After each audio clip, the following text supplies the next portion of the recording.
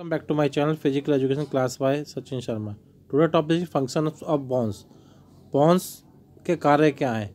अस्थियों का निम्नलिखित प्रमुख कार्य हैं. सहारा प्रदान करना.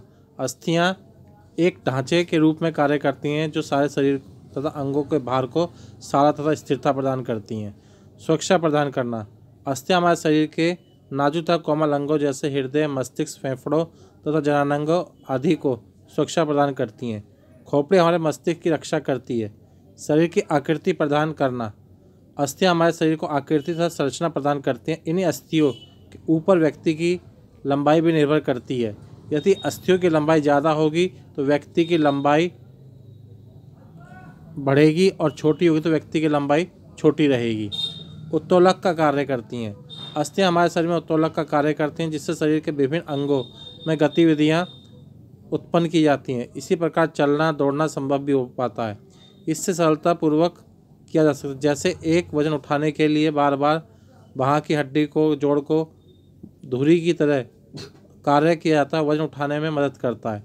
खनिज का भंडारण करती हैं. कंकाल तंत्र की अस्थियां बीच में की जगह में खनिजों के भंडारण के रूप में कार्य करती हैं. ये खनिज जीवन के लिए बहुत उपयोगी हैं जैसे कैल्शियम, फास्फोरस, पोटेशियम खनिज तथा नमक आदि. लाल रक्त कोशिकाओं का निर्माण. अस्थियों में अस्थिमज्जा पाई जाती है. अस्थियों में अस्थिमज्जा मेटापोसिस नामक प्रक्रिया द्वारा ही लाल रक्त कोशिकाओं का निर्माण होता है जो मानव शरीर के लिए अत्यंत आवश्यक होती है. बच्चों में फीमर, टिबिया जैसी लंबी हड्डियों के अस्थिमज्जा में ही होता है. वयस्कों में कपाल, कशेरुक, श्रोणि पुरस्थियों में होता है. मांसपेशियों को सहारा देती हैं. अस्थियां मांसपेशियों को सहारा देती हैं और सतह की भूमिका निभाती हैं. ये मांसपेशियां अस्थियों के सतह के ऊपर ही चिपकती हैं.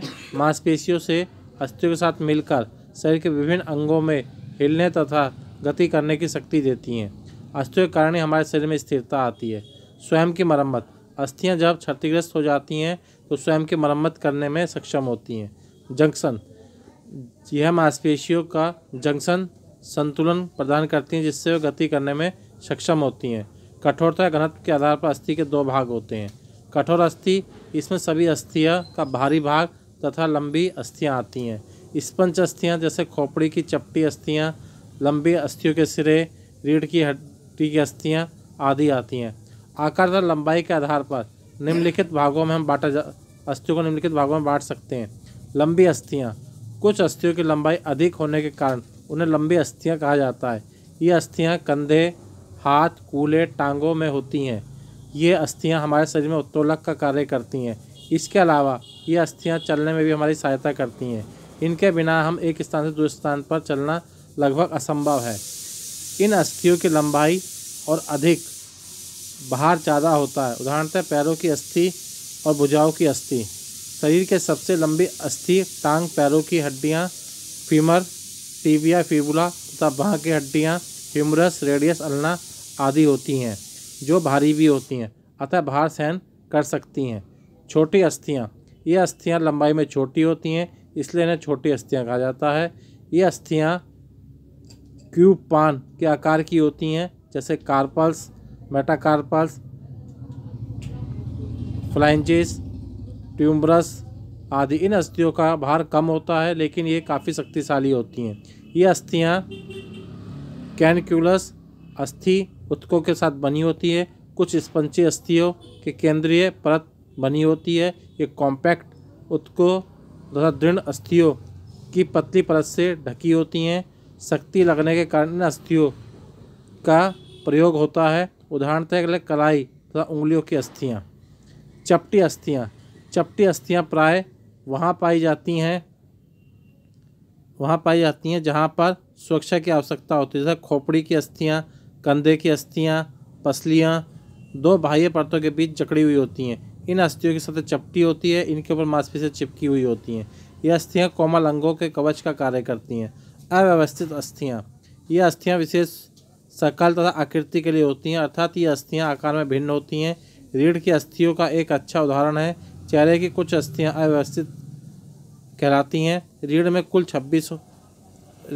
संख्या 26 होती है जबकि छोटी अस्थि स्टेपस होती है जो कान में होती है.